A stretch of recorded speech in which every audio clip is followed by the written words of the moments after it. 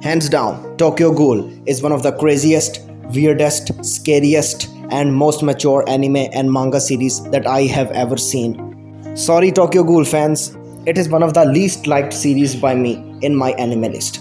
इसकी कुछ वजह भी हैं, लेकिन वो वजह इस वीडियो का मकसद नहीं है। इस वीडियो में बेसिकली हम इस बारे में बात करेंगे कि टोक्यो घूल से मैंने अपने मांगा सीरीज़ द लेजेंड ऑफ फजल के लिए क्या क्या इंस्पिरेशन ली। पहली तो बात ये कि जब मैंने टोक्यो घूल को वॉच किया, यहाँ पे जब इसका मांगा देखा तो फिर मुझे बहुत अजीब लगा और मुझे बहुत ज़्यादा डर भी लगा इसको देखकर काफ़ी हद तक, क्योंकि इसके अंदर जो डिपिक्शंस थी, जो ड्राइंग्स थी वायलेंस की, साइकोलॉजिकल और मेंटल ट्रॉमा की, और साथ साथ जो इंटेंस एक्शन था और ब्लडी सीन्स थे वो बहुत ही ज़्यादा इंटेंसिटी से ड्रॉ किए हुए थे और उनके ऊपर बहुत हैवी शेडिंग, बहुत हैवी इंकिंग की हुई थी राइटर ने। मेन हीरो केन कानाकी को उठाकर देख लो, उसकी पूरी की पूरी ज़िंदगी एक जहन्नुम बन गई हुई है। वो एक लड़की को डेट करने की कोशिश करता है, लेकिन उसकी किस्मत इतनी ख़राब है कि वो लड़की एक वैम्पायर की तरह की क्रिएचर यानी कि एक घूल निकल आती है।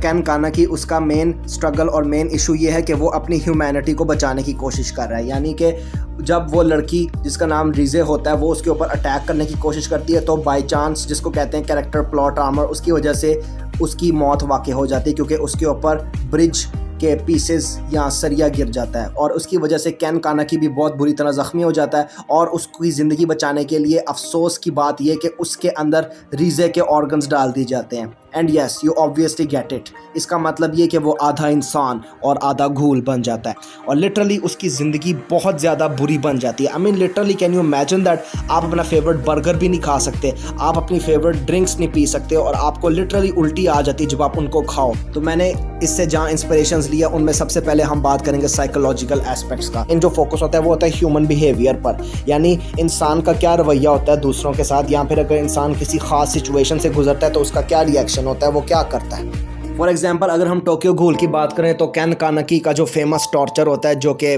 One of the most brutal tortures in all of anime, जिसको इस वीडियो में हम डिस्कस भी नहीं कर सकते because obviously there is younger audience. उसके टॉर्चर को देखा जाए तो लिटरली जो मेथड्स थे वो फिजिकली टॉर्चरिंग नहीं थे, मेंटली भी टॉर्चरिंग थे। यानी कि जब आपकी बॉडी में बहुत ज़्यादा दर्द होती है, तकलीफ होती है, दुख होता है, तो आपके दिमाग पे भी, आपके जहन पे भी उसका असर आना शुरू हो जाता है। केन कानाकी पे ये असर हुआ कि उसके माइंड में एक लड़ाई, एक बहस शुरू हो गई, और जिसके साथ उसकी लड़ाई या बहस हो रही थी उसके जहन में वो कोई और नहीं थी, रिजे थी। यस, क्योंकि एक तरह से रिजे उसके बॉडी में थी ना, क्योंकि रिजे के ऑर्गन्स थे उसके अंदर। लिटरली रिजे के ऑर्गन्स की वजह से तो वो सर्वाइव कर पा रहा था। और फिर इसी तरह उनकी ये बात चल रही थी, रिजे उसको कह रही थी कि वो अपने घूल इंस्टिंक्ट्स को एक्सेप्ट करे, लेकिन कानाकी अभी भी अपनी ह्यूमैनिटी को बचाने की कोशिश कर रहा था। लेकिन आखिरकार जब दर्द दुख बहुत ज़्यादा हो गया तो फिर उसने अपने घूल इंस्टिंक्ट्स को एक्सेप्ट कर लिया और उसने कहा कि भाड़ में जाए मेरी ह्यूमैनिटी, मैंने यहाँ से अपनी जान छुड़वानी है। और इसी वजह से वो फिर घूल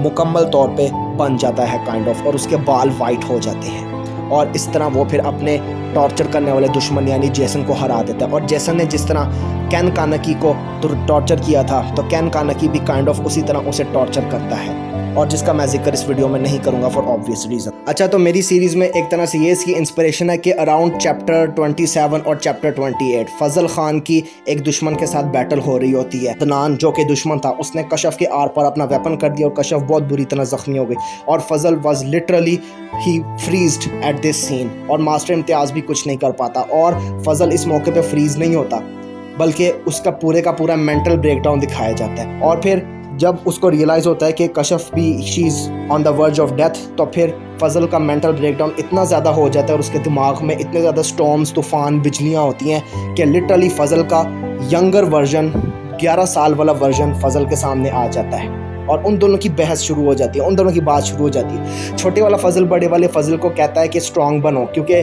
जब वालिदैन की, हमारे पेरेंट्स की डेथ हुई थी, then I did not back down. मैंने अपनी स्टडी पे फोकस किया जिसकी वजह से मैंने ग्रेड्स हासिल किए और मैं बहुत अच्छी पोजीशन पे आ गया अपनी स्टडी में। मैंने स्पीचेस में हिस्सा लिया और मैं इस तरह इंजीनियर बन गया।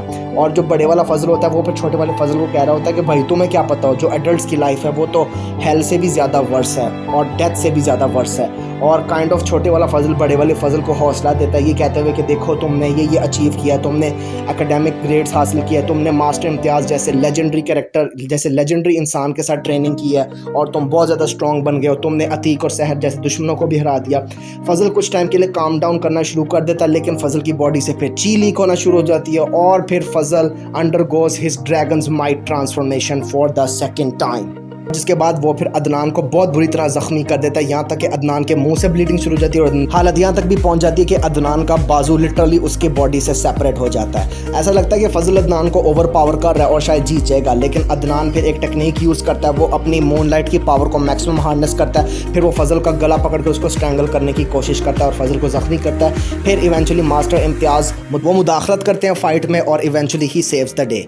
तो कहने का मकसद ये है कि फजलुद्दीन खान की अपने 11 ईयर ओल्ड वर्जन से सारी की सारी गुफ्तगू और जो बहस उसके माइंड में हो रही थी, ये सारी की सारी टोक्यो गूल से इंस्पायर्ड थी। तो ये एक तरह से डार्क एस्पेक्ट्स खास तौर पर टोक्यो गूल से इंस्पायर्ड थे। अच्छा, अब बात करते हैं depictions of mental and physical breakdown. Depiction का मतलब है कि आप एक चीज़ को रिप्रेजेंट कैसे करते हो। पहला जो पॉइंट था वो हमने साइकोलॉजिकल एस्पेक्ट्स में हमने बात की थी, मेंटल ब्रेकडाउन्स की और कैरेक्टर के दिमाग में जो बातें चल रही थी, यानी कि दो कैरेक्टर्स के बीच में जो बात हो रही थी हमने उसका जिक्र किया था। लेकिन अब हम बात करेंगे कि उस सारे के सारे हॉरर और ट्रॉमा को जो दिमाग में जहन में चल रहा है, आप उसको विजुअली कैसे रिप्रेजेंट करते हो। तो टोक्यो गूल में इसको लिटरली बहुत डार्क शेडिंग और सिलुएट्स की मदद से रिप्रेजेंट किया जाता है और मैंने भी चैप्टर 28 अनलीश्ड में इस डार्क शेडिंग और सिलुएट का यूज़ करके फजल के मेंटल ब्रेकडाउन को दिखाया है। So there you have it folks. Tokyo Ghoul को इसके साइकोलॉजिकल एस्पेक्ट्स की वजह से और उसके depictions of mental and physical breakdowns की वजह से एक बहुत ही